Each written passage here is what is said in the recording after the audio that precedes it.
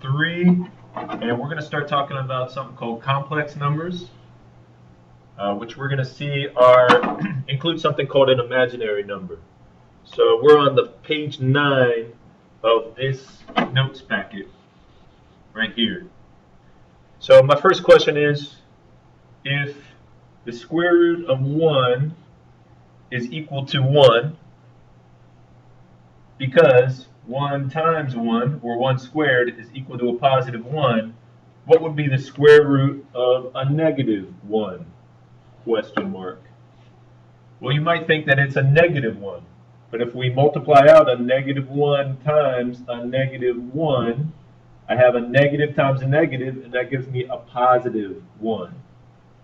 So a real important understanding is that we cannot take the square root of a negative number, such as negative 1, and get a real number for an answer.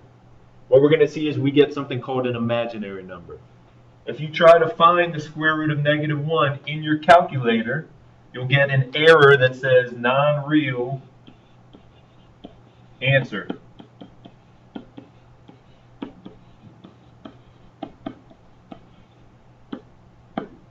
And so that's your calculator telling you that you have something called an imaginary number.